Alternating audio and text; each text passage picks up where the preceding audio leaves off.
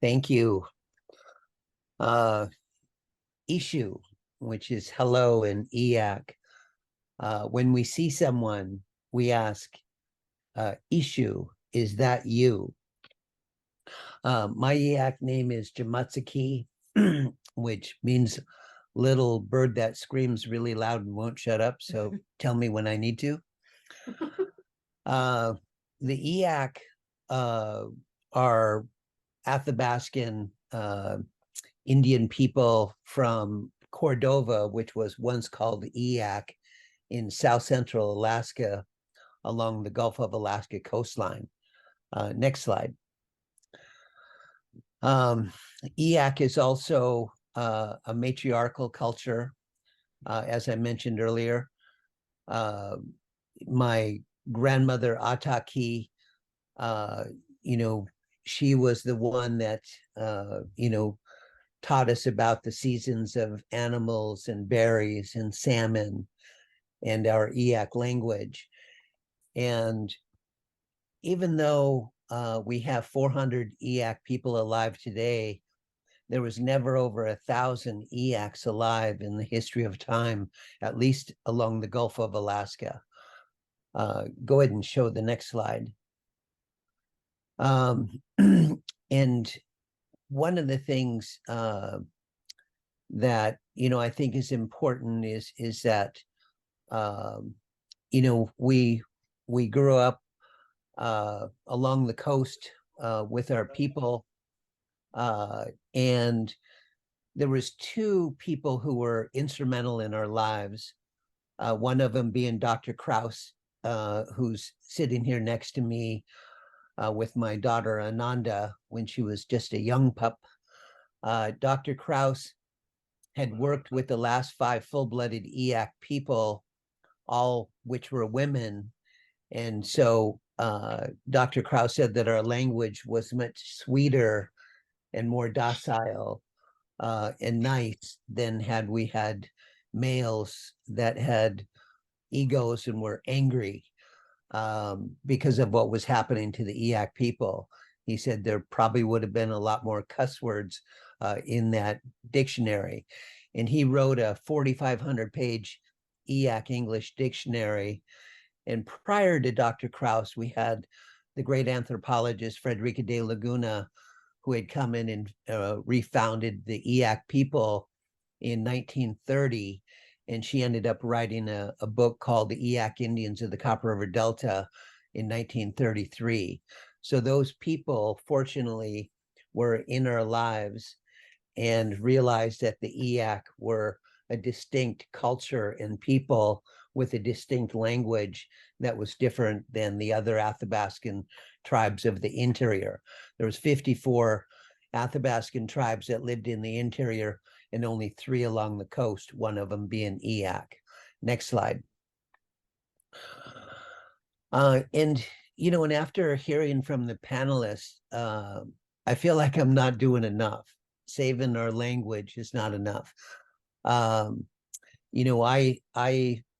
did the work that I've done because I felt that by preserving the language and having it heard and people realizing that through the help of Pawanka and other foundations, we've been able to bring many of our place names back to life. And by doing so, it has led to recognition, additional funding, and land back for our people. So we've revitalized our language. We've been able to hold Eyak culture camps in workshops annually now. And Pawanka helping us revitalize our language has helped us in many ways. And the healing comes along with all that. Next slide. And, in talking with my mother when she was young, she would say that Eyak children were beat in the public schools for speaking our language. So my grandmother and my mother decided that they would not learn the language and felt that we would only get hurt growing up being able to speak our language. And so my mother told me that I need to learn English really well so I could learn EAC, since the documentation from Dr. Krauss was an EAC English dictionary, where he had to create 7 new alphabet letters in order to create the language. But she said, you're going to have to learn English to learn EAC. Go ahead and show the next slide. And this, what has happened is, by doing this revitalization, we've started a cultural values mapping program that actually helps bring those place names. We have hundreds of place names on maps that I'll show you in a second that will, kind of highlight areas that the EAC people have lived, and we're bringing those places back to life now. But the cultural mapping also shows those subsistence places where we would gather and harvest, whether it was berries or wildlife or salmon or whatever it was. We would be able to, including kelp along our coast, we can document, what values we had to our culture that basically kept us alive all these years. Next slide. And here's a image of the EAC place names, some of them. And the EACs, when we came out of the interior of Alaska 3,500 years ago, across the glaciers, and came down to the Gulf of Alaska coastline near Yakutat, which is 300 miles to the east of Cordova. Yakutat is an EAC word that means a lagoon behind the sea. The Tlingit word for Yakutat is where the canoes rest, because they were protected in that lagoon. And so the EACs migrated across the Copper River Delta to what is now known as Cordova, which used to once be called EAC. But as you can see, there's hundreds of place names that all have meaning. And like one example, and I apologize for not knowing the name of what's called the place of many deer, but let me give an example. Like, let's say right across the bay here, where I'm at on EAC Lake, let's say over on the other side was called the place of many deer. And so when I would tell my daughter or my family, and I would say that name in EAC, they would know that they could get there, get deer, feed themselves, feed their family. It would be about subsistence. And so the Americans come in and they name it Hawkins Island after a Indian war killer. And so when you call it Hawkins Island, it has no meaning for the native people or the EAC people. And so they now know it's no longer the place of many deer, but it's named after an Indian war killer. So our language is really important to document our place names. Next slide.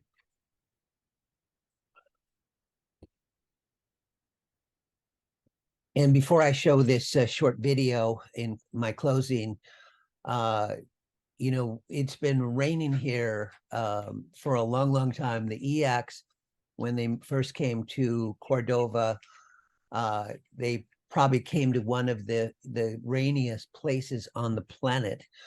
And we always have a saying that, the EACs decided to camp here 3,500 years ago till it quit raining.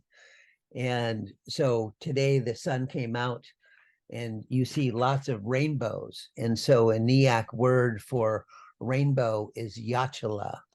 I think it's a really pretty name because it's wonderful to see rainbows after months of rain. And the girl on the right is my daughter Ananda, who's now 13. This is a video that she was participated in years ago. But Ananda was one of the early, speakers of our language. We have 12 key learner speakers now.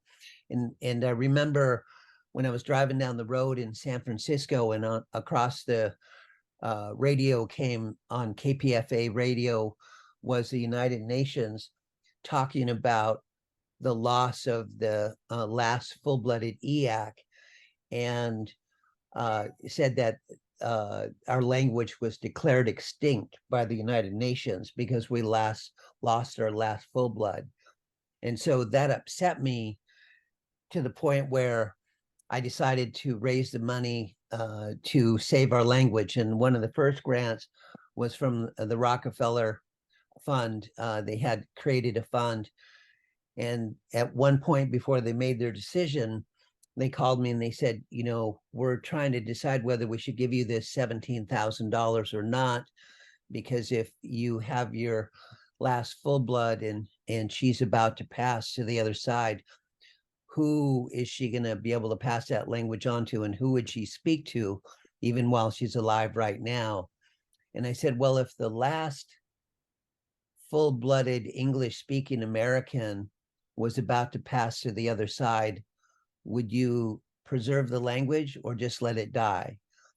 And about a minute passed, and there was you could hear the gavel hit the table, and they said, "You're funded, Mr. Lankard." And so I was able to document the words of our last full-blood Marie Smith Jones before she passed away. And then we were able to raise $1 million grant to basically, through the ANA program, the Alaska Native Assistance Grant, to document everything EAC, digitize everything that Frederica de Laguna had researched in her time on planet Earth. And then we were able to document everything that Dr. Krauss had done, and then document and digitize the 4,500-page EAC English dictionary. And then we got a call from this French kid who was 12 years old, and he said, "I want a copy of all those discs that you were able to do." And I said, "It's going to cost $150 because this costs us a lot of money." And he said, "I'm 12. And I said, "Well, put your mother on the phone." And he said, "My mother doesn't like me learning other languages." And so I said, "Okay, send him the disc." And then 9 years later, our last full-blood Marie passed away, and Guillaume called back and he said, I've learned your language. I can help you teach your language to you. And so we flew him to Alaska from Paris. I put him on another plane and flew him to Fairbanks to spend time with Dr. Krauss. And I said, "Call me in a week and tell me if this kid's for real or not, and whether he can help us." And Dr. Krauss called a week later and he said, "I've got good news and bad news." I said, "Okay, the good news first." He goes, "Guillaume can speak your language and he can teach you your language." And I said, "Then what's the bad news?" He said, "Well, you're going to have a French accent now." And so Guillaume has been helping us the last 10 years.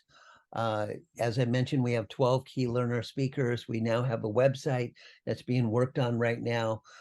And I feel really blessed to not only been asked to be on this panel, but to hear some of the words from the other panelists and some of the projects that they're working on. And I'm just thrilled and honored to share this short little video with you in my closing talk. So go ahead and play the video.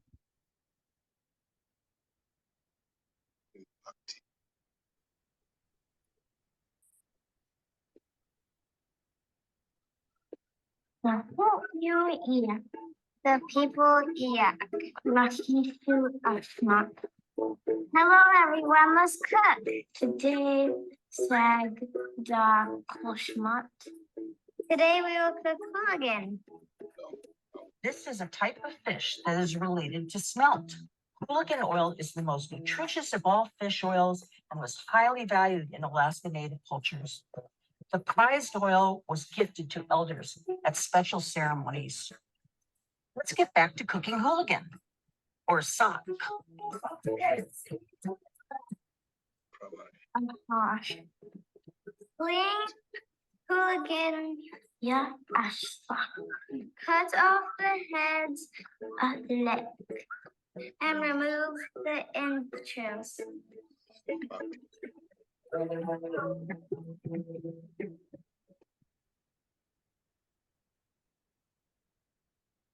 Flour and cornmeal, egg, and fry. Sure.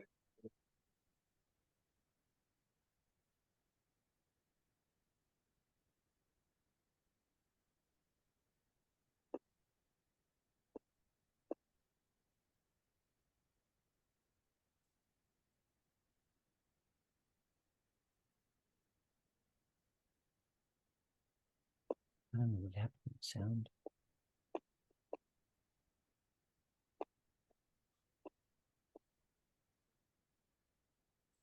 Maybe we should share the link in the video in the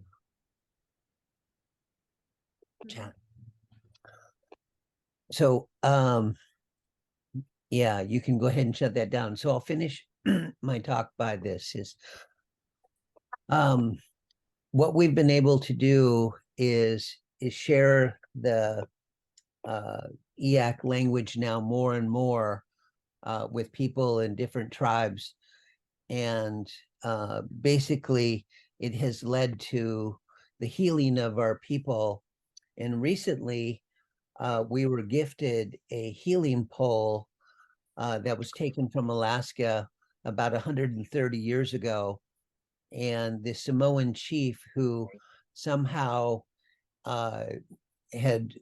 was able to receive these poles that were used to build a munitions dock and ammunition dock in California over 100 years ago. There was a mishap and the workers, the sailors, had dropped one of the bombs on themselves, where 320 sailors died, 380 more were wounded, and the yellow cedar logs got lodged into the mud 40 feet below the surface for like 70 years. And so in California, when they were rebuilding this dock, they were dredging the area and found these 10 yellow cedar poles. And they brought them to the surface, and the Samoan chief was able to receive them. And so they sent them to different places around the planet to carve healing totem poles. And one of the last ones was erected in New York from the 911 catastrophe. And so the final pole became a little bit controversial. A lot of tribes were trying to figure out what to do with this pole. And when the Samoan chief had heard the story of us revitalizing our language and trying to build a healing center, he decided to gift the EAC people a healing pole. And our EAC people were the furthest northern totem and canoe building tribe. And so to receive this pole back and to be able to work with the 4 warring tribes of this region to carve this healing pole, which we'll probably have done within the next year or so, and to erect this pole will be the first totem in over 100 years, 150 years, that was carved and erected on EAC land. So our goal is to work with the Tlingit, the Aleut, the Chugach, and the EAC youth to carve this pole and continue the healing process for our people. And again, I'm just absolutely honored to be here. And awa ata, thank you for inviting me.